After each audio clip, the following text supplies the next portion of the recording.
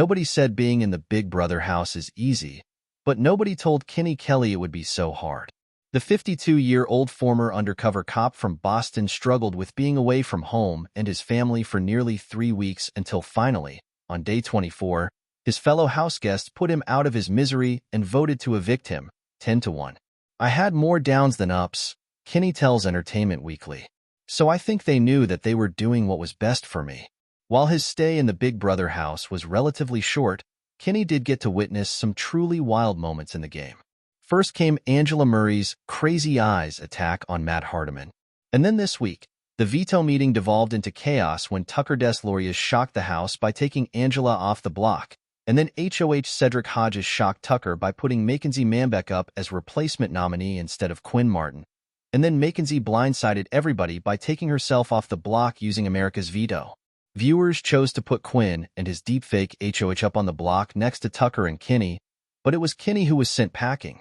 EW interrogated the former law enforcement officer about his ongoing homesickness, his theory for why the house guests didn't send Quinn home instead, why he once thought Angela was a producer plant, and more.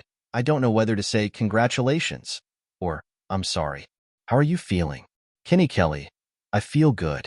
I left a lot of good people in the house, but as America knows, I miss my family tremendously. My kids and my wife are absolutely everything to me, and I definitely underestimated the emotional aspect of missing them, and it made the game difficult. When you gave your final speech on the block last night, you didn't ask your fellow house guests to send you home. In that moment, were you hoping to stay? I had mixed emotions. Obviously, I'd be lying if I didn't say I wanted to go home, but I also was prepared to stay. I knew that Tucker was going to take himself off the block, and the house guests knew I wanted to go. They knew that I missed my family, which was evident. I had good days and bad days, and a lot of them would ask me, is this a good day or a bad day, Kenney? Laughs. I'd be honest with them and let them know. And yesterday it was a tough day, because I'm up there against one of my closest friends in the house. So that makes it difficult, and then missing your family. But I really wasn't too sure what was going to happen, to be honest with you. Quinn is a wealth of knowledge. The house guests knew he was a super fan. They knew he knew everything about the game. And I knew Brooklyn was running the house, and I knew the girls were fairly powerful in the house. Not super powerful, but I knew that they were fairly powerful in the house. I didn't know if they would take this opportunity to get rid of Quinn, because I did have some good relationships with the girls in the house. I really didn't know what was going to happen, but if they had kept me in the house, I think they did know that me and Tucker together were going to be tough to navigate against. So, I think they made the right choice in both aspects, being kind to me and sending me home to my family, but also that I was going to be a tough competitor in the house, especially with Tucker. On the other hand, though, Quinn has the deepfake HOH power. So I'm a little surprised the house guests didn't get him out at the first opportunity. I wasn't surprised. Quinn had a great social game. He had a lot of good alliances in the house. They weren't super strong, but he had connections with everybody in the house, and everybody was constantly feeding off of his knowledge of the game, which was actually good for their game, too. And the power isn't as strong as I think America thinks it is, because in the house now you have to nominate 3 people for eviction.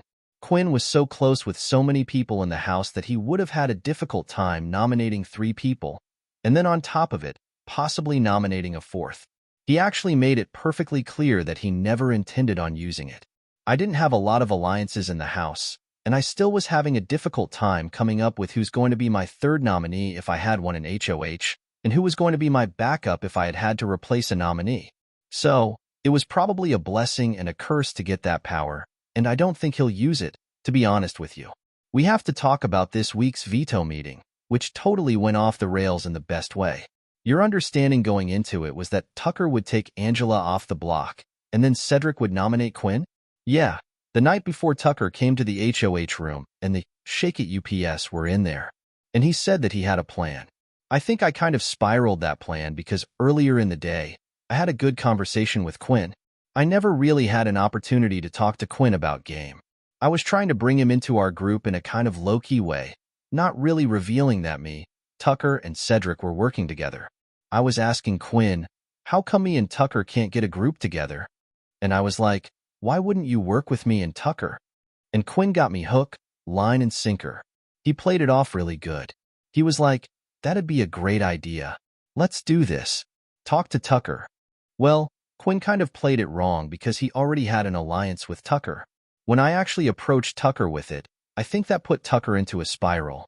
He was questioning Quinn anyway, for not telling him about his deepfake HOH power.